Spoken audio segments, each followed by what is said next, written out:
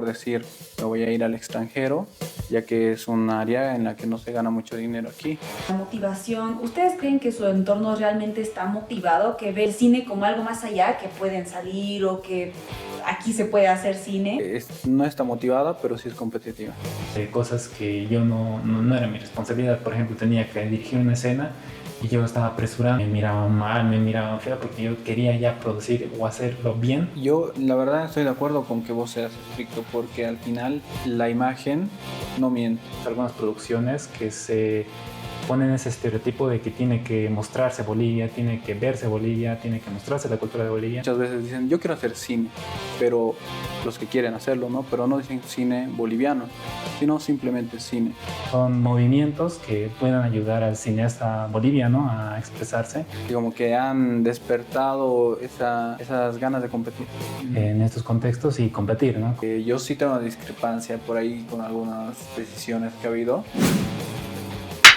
Hola chicos, ¿cómo están? Bienvenidos a Luces, Cámara y Opinión. El día de hoy nos encontramos con... Mariano, ¿cómo están? y William, yo, Natalia Palma. Aquí tenemos a dos estudiantes de producción audiovisual. Bueno, él ya hizo su proyecto de grado y él lo está haciendo.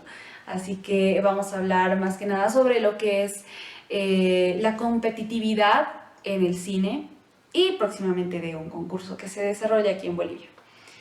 Muy bien, chicos. Bueno, la primera pregunta es, ¿qué opinan? ¿Creen que acá en Bolivia es bastante competitivo el ambiente? ¿Creen que, aquí en Bolivia hay esa chispa del audiovisual para que las personas se inspiren a hacer cortometrajes o películas? Mariano.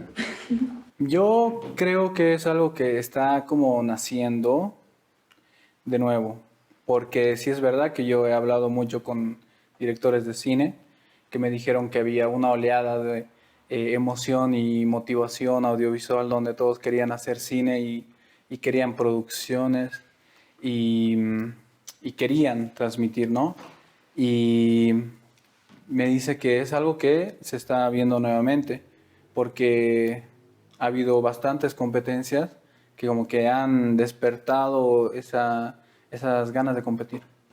y también opino que recién están empezando las competencias en Bolivia. He visto nomás que los festivales están iniciando. Acá tenemos el Unicine, el Fenavit, donde son festivales donde se puede llevar cortometrajes y producciones más grandes como largometrajes a estos lugares para que compitan, ¿no?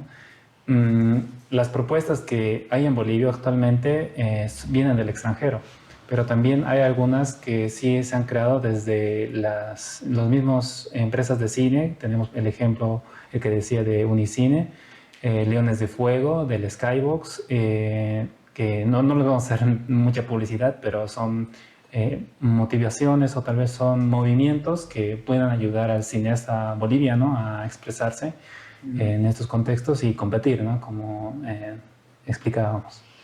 Y hablando de la motivación, ¿ustedes creen que su entorno realmente está motivado, que ve el cine como algo más allá, que pueden salir o que aquí se puede hacer cine, se puede desarrollar más o no? Creo que, me saliendo también un poco del papel de entrevistado porque pertenezco a este programa de Luces, Cámara y Opinión. La motivación viene a raíz de, hay que ser sinceros, la motivación monetaria, o sea, el dinero, los premios. Yo creo que eso es muy importante a la hora de producir, porque aparte cuesta producir y cuando ganas el concurso o llegas a un puesto alto o de algún premio, con ese dinero lo reinviertes para nuevas producciones o también para subsistir, ¿no? Que algunas personas trabajan de esto. Y yo creo que la otra motivación que me parecía interesante es el hecho de estoy creando producto boliviano, estoy creando algo que algunas personas o muy pocas personas se atreven a hacer. O tal vez tú cómo lo ves esa parte, Mariano, ¿qué perspectiva tienes o qué te motiva a ti, ¿no? A ver, yo quisiera acotar un poquito antes de hablar de mis motivaciones, perdón, de siento que la gente no está motivada, pero sí es competitiva. Porque conozco muchas personas que si tal vez no hubiesen estos concursos o competencias, mejor dicho, no se plantearía hacer cine.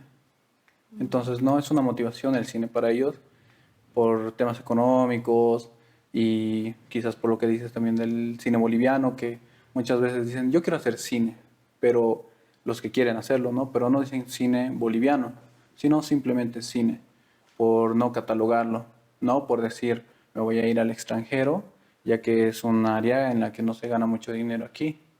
Entonces en taquilla no es muy bueno, pero ahora con estas competencias creo que es como que el paso para cambiar un poco la idea y como para acostumbrar a la gente a que sí pueda consumir cine, para que a futuro un productor no dependa de una competencia a la hora de producir y a la hora de querer vivir de lo que quiere.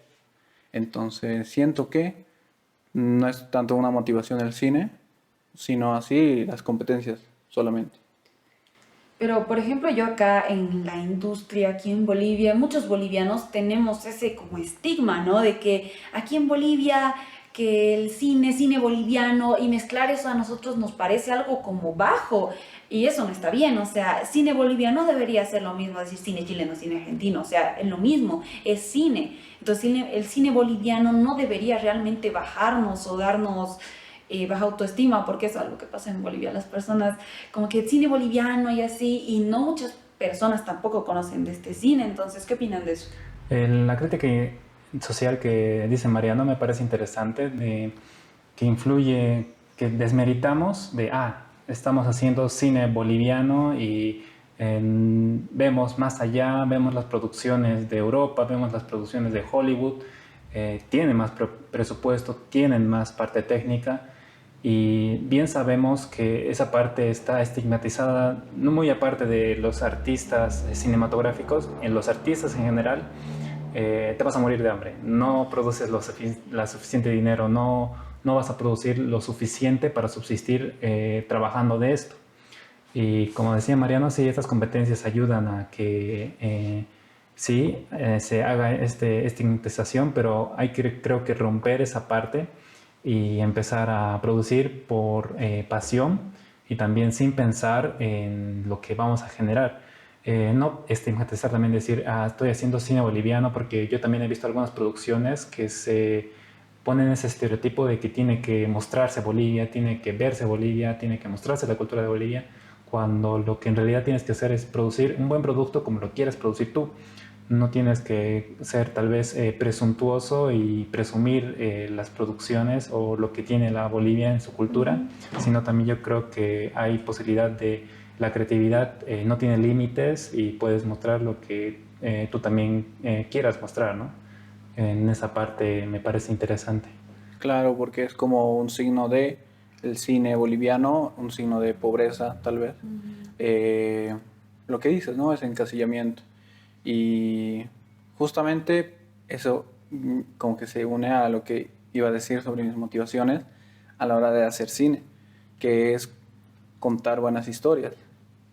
Contar buenas historias, mandar un buen mensaje.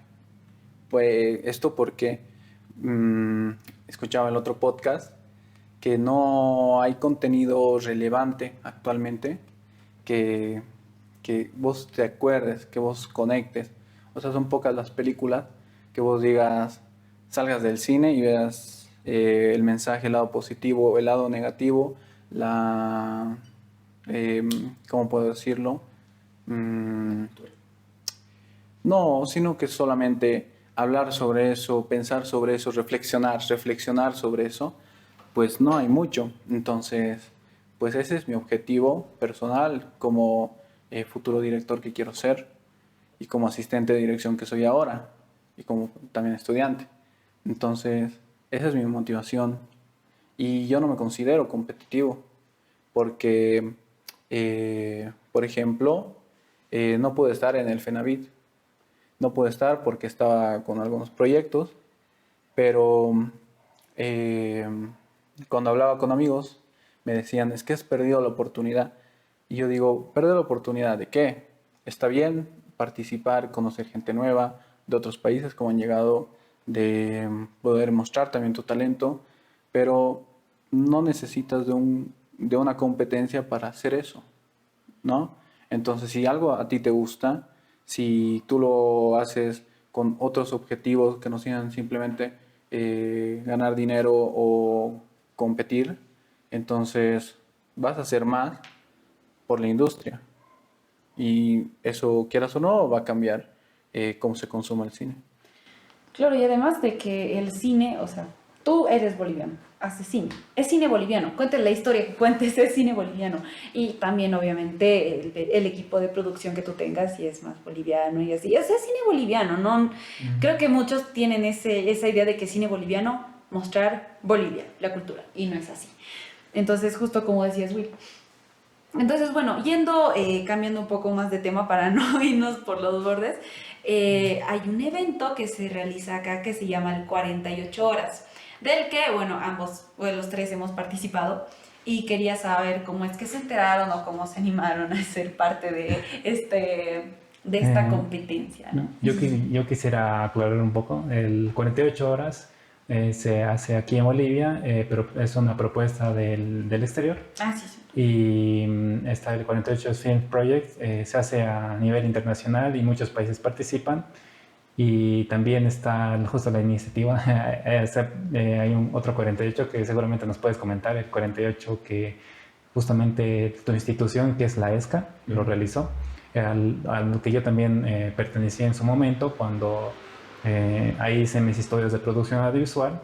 Y decimos, ¿no? Los tenemos participado 48 horas, pero vamos a ver dos diferentes contextos de dos diferentes tipos de 48 horas que se vivieron en, en este contexto. Tal vez voy a explicar seguramente qué es un 48 horas. Antes, voy a hacer un paréntesis. Un 48 horas es hacer un cortometraje en ese tiempo, 48 horas, 2 días. Empieza desde una fecha predeterminada, una hora determinada, ponte viernes 7 de la noche y terminaría un domingo 7 de la noche. Se hace las tres fases de etapa, la preproducción, la producción y la postproducción en todo ese tiempo y se hace con una temática.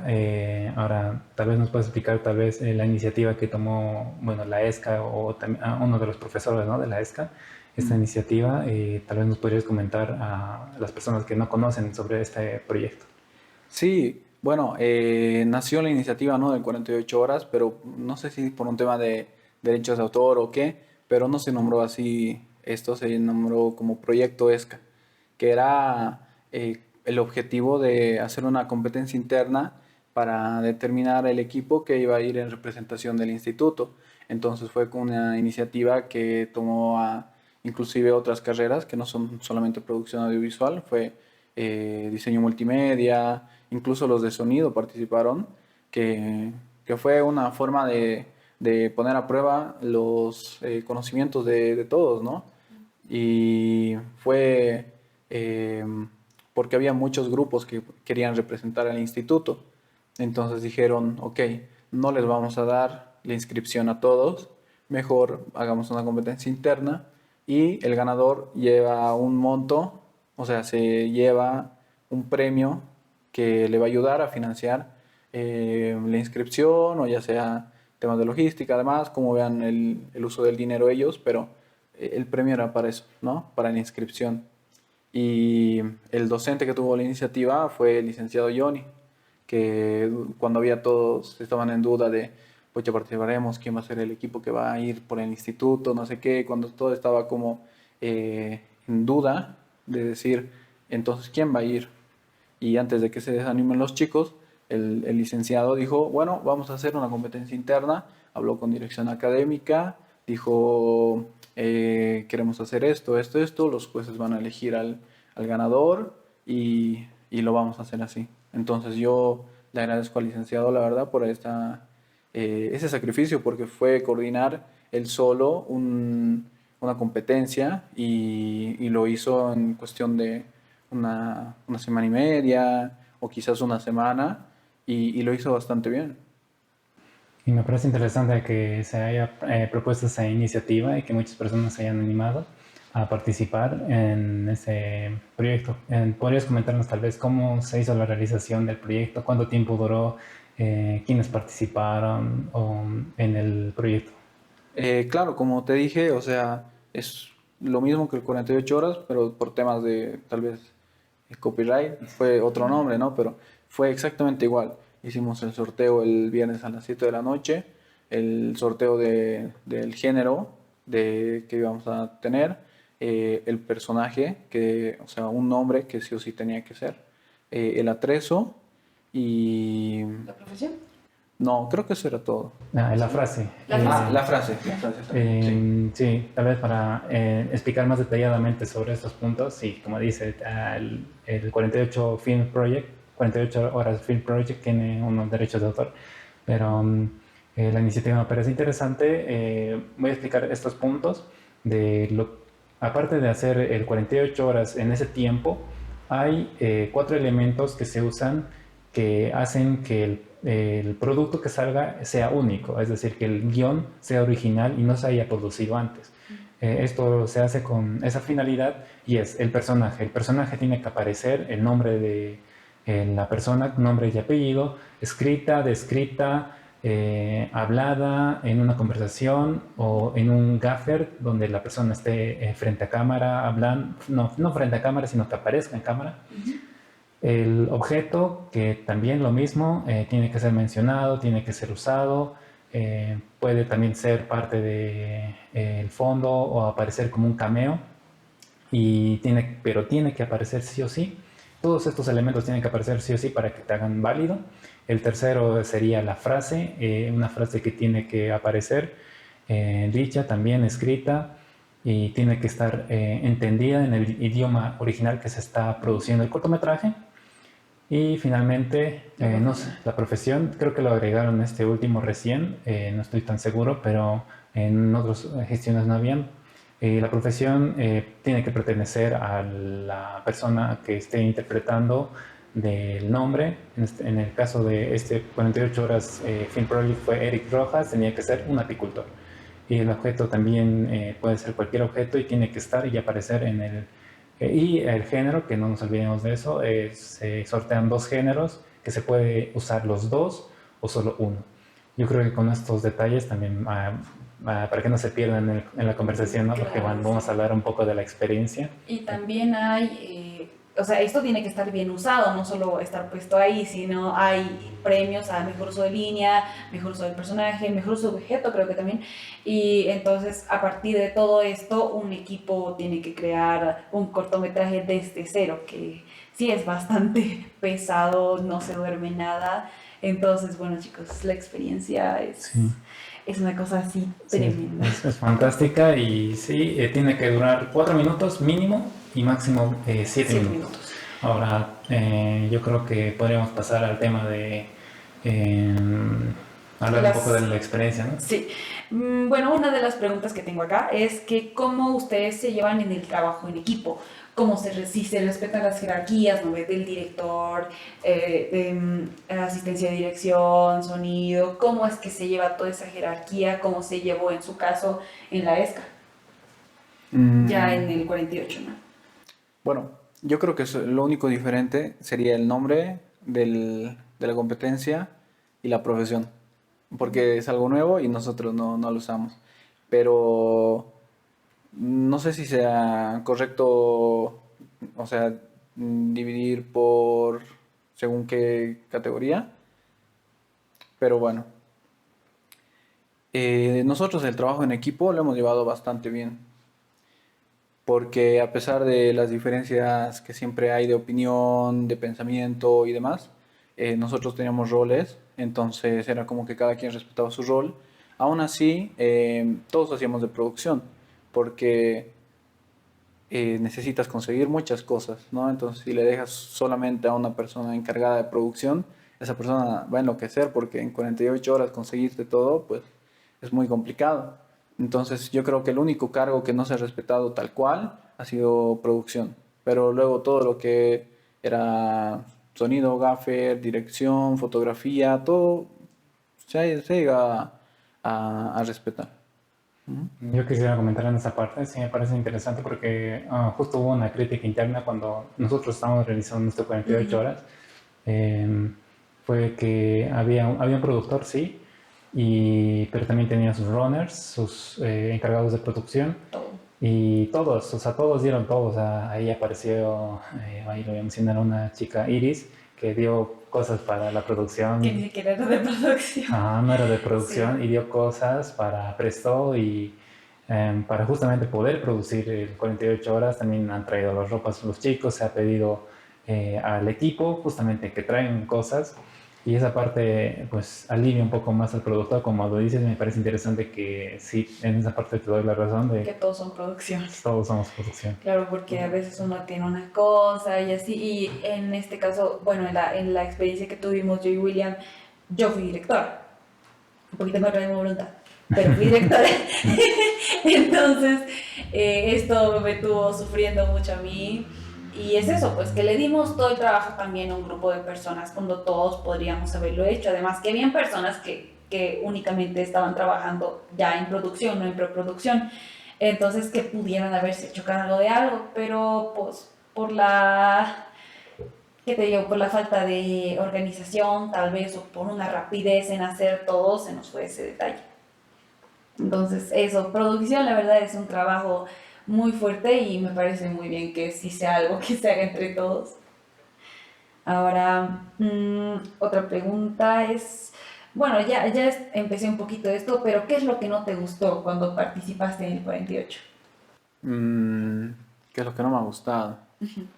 ¿Del 48 como competencia o de la experiencia en De la general? experiencia en general. Eh, pues ya que puedo decir, es que te encuentras con situaciones en las que no estás preparado muchas veces o no piensas que vas a estar, porque tal vez tú has producido con amigos o has hecho otras producciones que tú conoces a esa gente y luego viene el 48 y te topas con su verdadera cara, por así decirlo, eh, de que se enojan con mayor facilidad, De están trabajo. irritados, estresados, que se ponen tensos. Y yo lo pongo como punto malo, también punto bueno, porque es como que te ayuda a adaptarte, ¿no? Pero sí, como que puede ser un choque negativo si no sabes lidiar con eso, ¿no? La Con esa presión. actitud de las otras personas que tú no considerabas. Claro, y esto de trabajar bajo presión es algo que especialmente cuando es un proyecto grande, ¿no? Y es internacional, ahora que lo aclaramos, es internacional. Entonces, uno viendo eso, pues sí lleva con bastante presión. Entonces, William, ¿cómo tú llevaste eso de la presión? Cuando, Eso. sí, cuando fuiste director. Ah, Sí. sí. El año pasado, pues yo fui director en 2024, sí, estamos en No. 2025. Sí, 2024. Ahí ya todo Sí, sí, bugueado. sí. En el 2024 sí, yo fui director del anterior 48 horas. Ah, bueno, se nos olvidaba mencionar, nosotros participamos junto con la ayuda de la Universidad. Universidad Unifrance, de aquí, la Universidad Privada France Tamayo. Ella es la que nos dio las herramientas para poder producirlo y yo estuve en el año pasado como director. La presión es muy, muy grande. O sea, y en esta parte te doy totalmente la razón otra vez, nuevamente. Yo creo que entre estudiantes de producción Es que nos entendemos. nos entendemos Sabemos. que es eso, encuentras la otra cara de las otras personas y es como te encuentras esa realidad, chocas con esa realidad, tienes que lidiar con esas personas y tienes que lidiar con esa otra cara de las personas porque se les sube su ego, mmm, tienes que intentar hablar y comunicarte con ellos y es complicado. Entonces, aparte de tú que tienes que dirigir a los actores, tal vez yo no me sentí también en mis laureles, es decir, no estaba súper sentado en una silla y simplemente dirigía a los actores, sino tenía que preocuparme por otras cosas que no me correspondían y a las otras personas pues no les terminó gustando, ¿no? Que me ocupara en eso porque estaba distorsionando lo que también las otras personas querían hacer.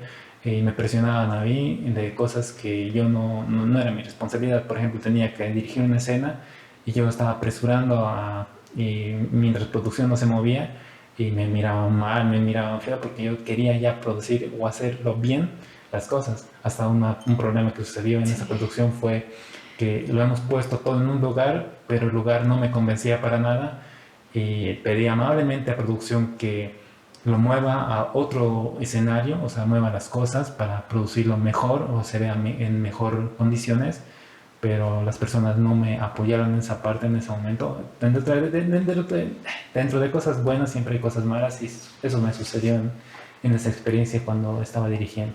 Bueno, y esto también ocurre cuando se realizan instituciones o en universidades, que es que hay que respetar una jerarquía, ¿no? Y puede ser que tu director sea un semestre menor a tuyo, pero eso no importa, o sea, es algo que nos dejaron bien claro cuando estábamos nosotros en la producción, que hay que respetar eso, o sea quien sea, tú respetas las jerarquías, ¿para qué? Para que haya esa organización y haces tu labor, tu trabajo y es mejor que no te salgas de él. Obviamente en un contexto así de 48 horas, a veces uno tiene que salirse, es algo completamente normal, entonces, bueno, ¿qué opinas de eso? Yo quisiera saber cuántas personas han sido ustedes antes de responder. Éramos como 30 personas. Sí, 35 30 personas más sí. 5 personas que eran adultas, bueno, muy... Actores. Sí, habían como 5 actores, 5 o 6 Muy actores, buenas, por cierto. sí. Sí. Del crew, que son las personas del equipo técnico, éramos como 35. En English, English, right? please. Mentores, que por así podríamos llamarlo, que eran como unos 6, a ver, te lo daría en Cecilia, unos 6, ¿no? Sí, eran como unos 6, los guionistas eran 6. Sí, 6 6. guionistas, sí. Entonces sí, era un equipo grande, pero aún así uno siempre se sale, ¿no? En tu caso. Porque yo creo que depende mucho de si son muchas personas o si son pocas personas, se van a dar como esa libertad de salirse de su rol. Por ejemplo, ustedes eran mucha gente, entonces tenían roles repartidos, ¿no? O sea, y cuando son pocas personas, como era en mi caso, el claquetista no puede ser solo el claquetista. Tiene que ser continuista, tiene que ser script, tiene que ser utilería, tiene que ser vestuario, o sea, lo que se necesite, ¿no? El sonidista, lo mismo.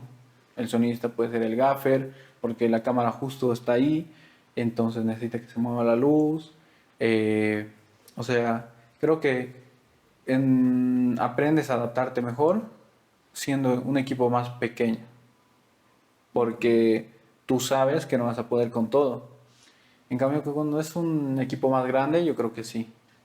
Como que se molestan, dicen, no, pero si yo soy el escenógrafo, entonces yo me tengo que encargar de eso. Y tú das una idea que puede ser algo mejor y te dice, no, pero ya hemos pensado en eso, ¿no? Y como que quieren imponer su cargo. Yo quiero hablar un poco de eso, que sí, en experiencias anteriores, porque mientras yo estaba en la carrera de producción audiovisual, sí, me tocó ver eso, de uno no se queda simplemente con ese rol, sino es de todo de todo. Y en su momento yo fui director, productor y editor de mis cortometrajes que hacía, mientras las otras personas también hacían sus roles, pero me ayudaban en una cosa, en otra cosa, me lo hacían a veces producción o también me hacían esa como claquetista.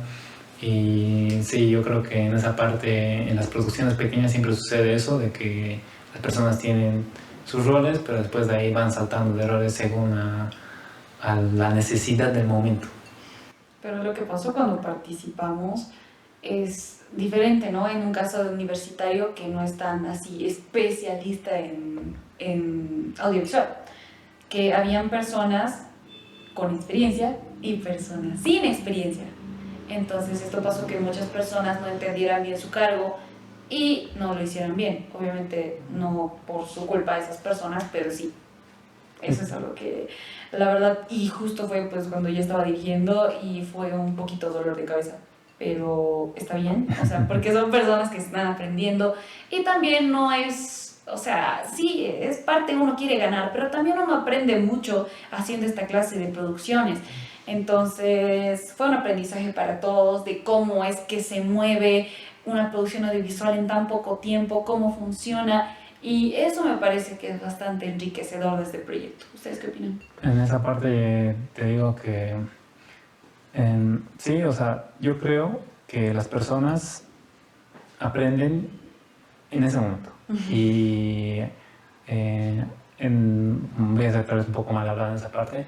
Cuando uno de mis docentes me dijo alguna vez ahí en la ESCA, no, una vez que estés en producciones más grandes o estés así, vas a aprender a carajazos, o sea, te van a carajear. Y es así de duro cuando hay esa perfección donde te exigen. Y yo también cuando salí también a trabajar y hacer mis producciones que no eran de cine, sino como bodas, así, sí noté esa presión, eso lo que te y aprendes en ese momento.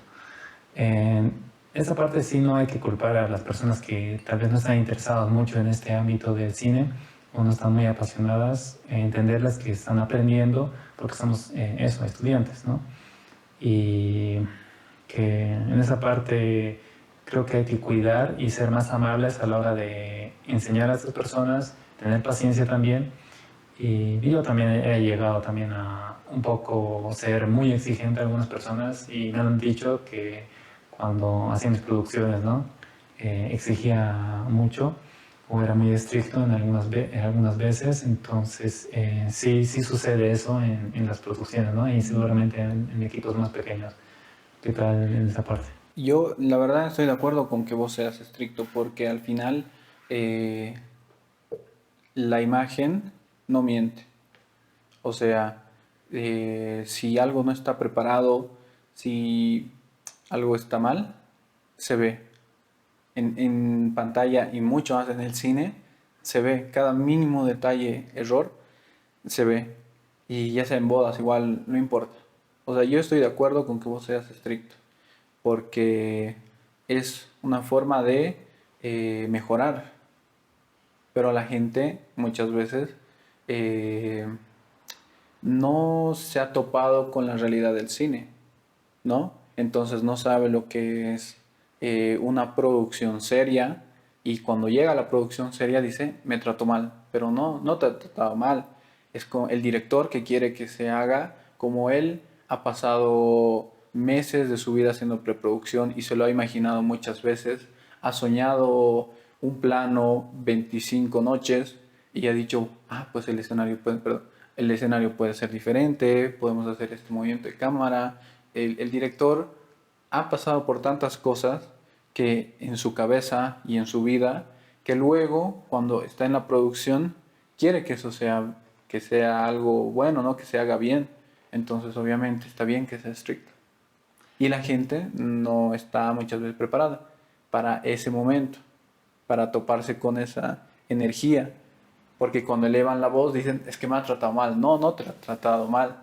Es la energía que hay en el set de decir, quiero que esto se haga así, porque pierdes mucho tiempo en rodaje y sabes que eso cuesta dinero, porque si te retrasas mucho es otro día de rodaje, o en caso de esta competencia, de toma tras toma tras toma, tú quisieras que tu equipo sea perfecto, ¿para qué? Para que los actores tengan tiempo de mejorar, ¿no? Para que tus actores, si tú le dices, no, hazlo de esta forma, que tú te centres en tus actores y que todo tu producción te respalde para que no digan, no, es que tenemos que hacer otra vez porque la luz ha fallado, ¿no? O se ha movido o el chico, no sé, se ha olvidado darle play al audio y no se ha grabado el audio, pero tú como director has conseguido la toma que querías, entonces es exigente. O sea, la producción es exigente, es perfeccionista y muchas veces no es entendida por eso, pero no es a malas, ¿no? Es porque te gusta tanto tu proyecto que quieres que sea perfecto.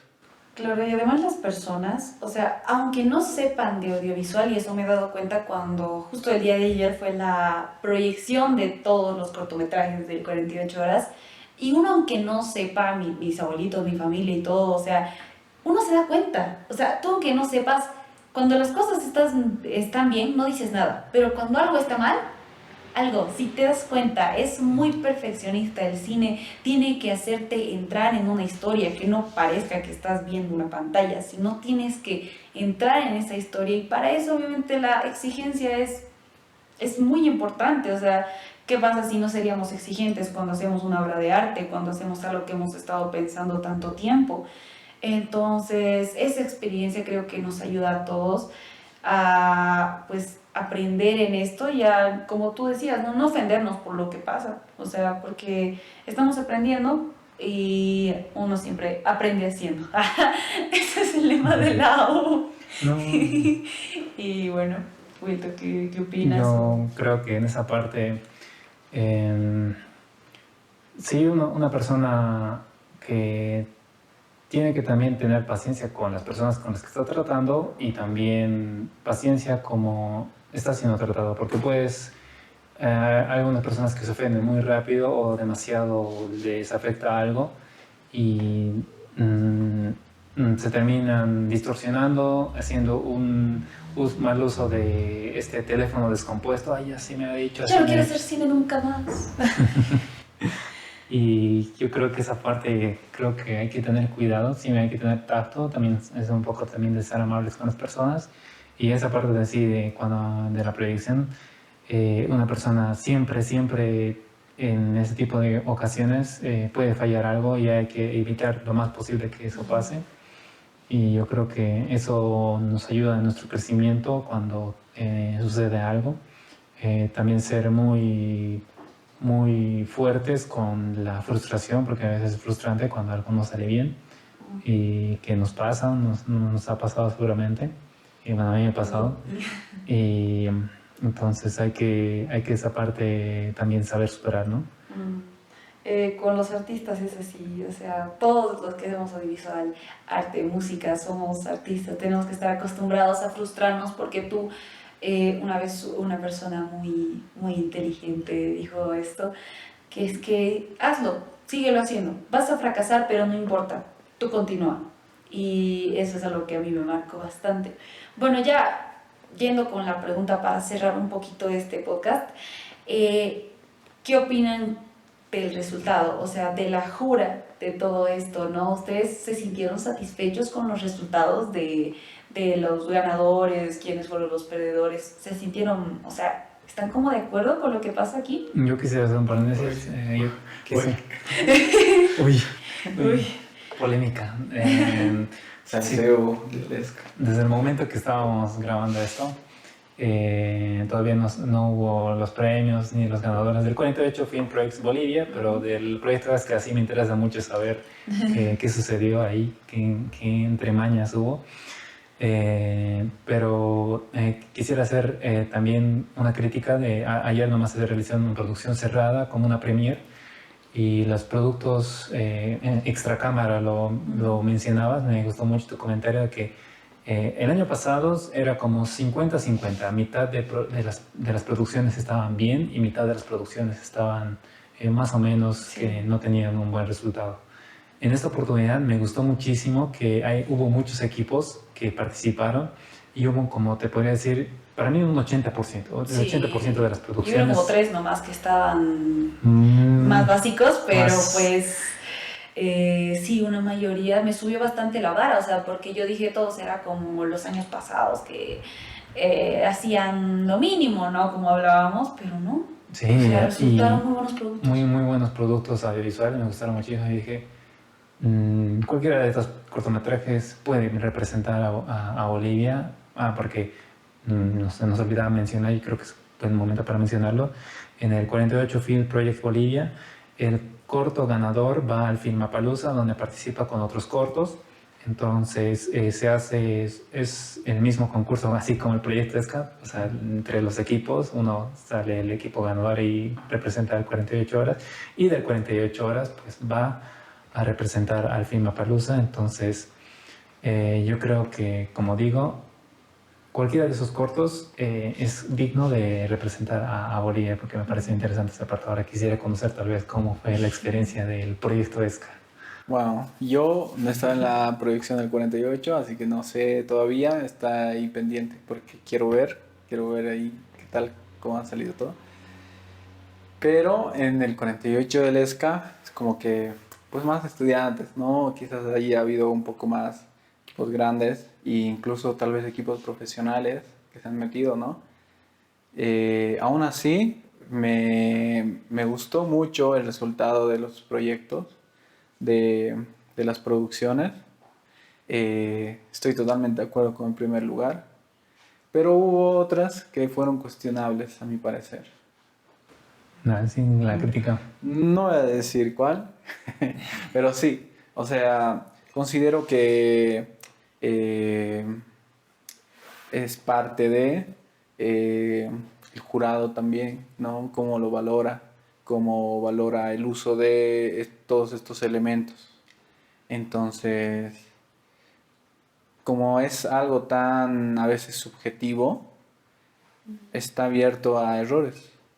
Entonces, yo sí tengo una discrepancia por ahí con algunas decisiones que ha habido, pero en lo general lo han hecho bien.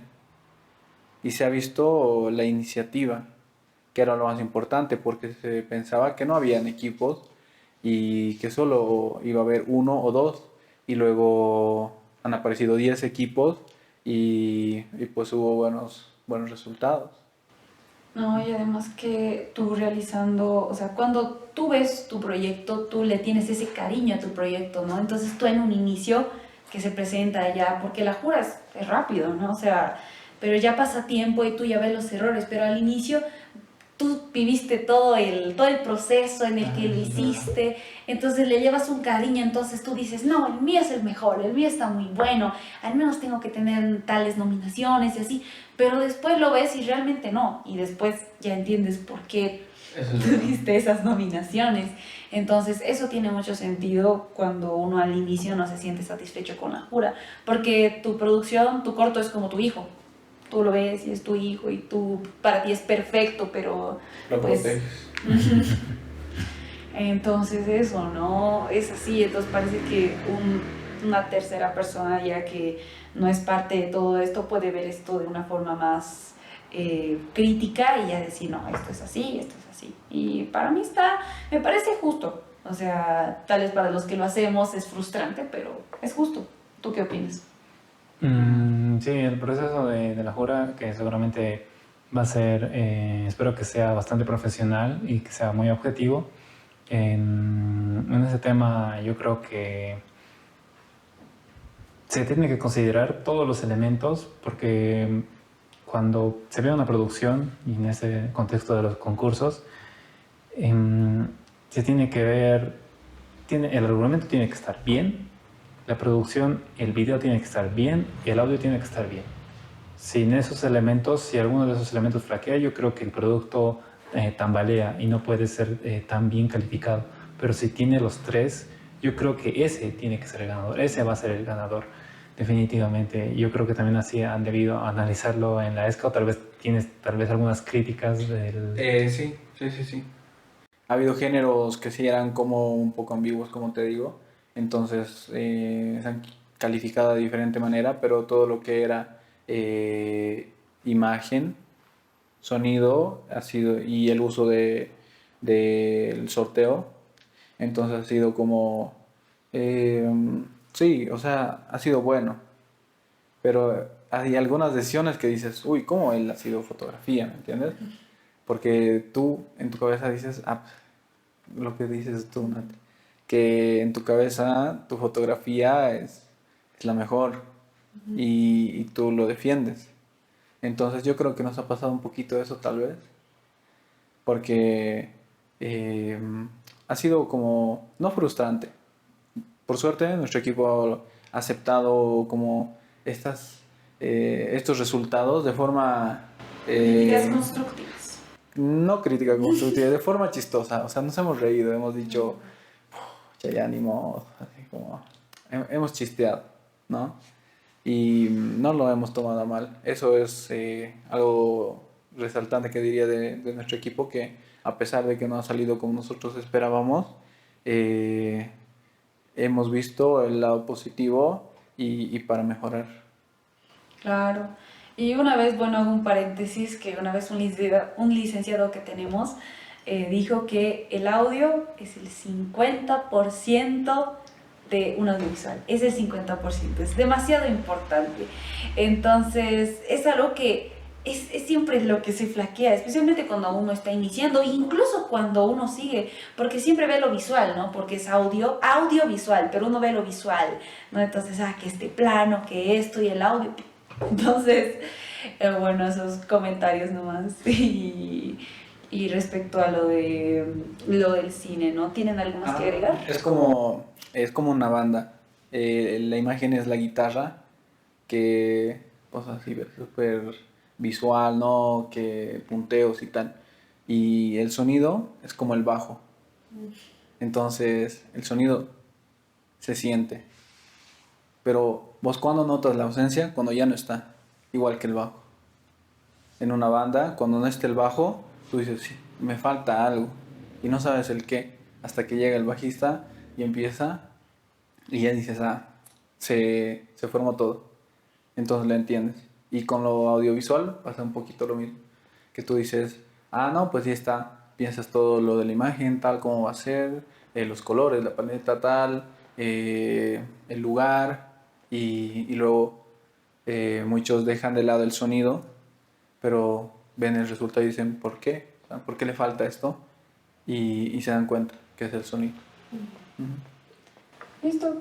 Creo que con eso, ¿Comentarios? creo que nos podríamos estar cerrando. Sí. Yo creo Al siguiente 48. 58 horas. Pueden ver el contenido. Vamos a poner también en la descripción los videos, las producciones que se han presentado. Ya se están subiendo de la ESCA, también de 48 horas. También se van a subir de este proyectito para que lo vean, también para que entiendan cómo es la producción acá en Bolivia.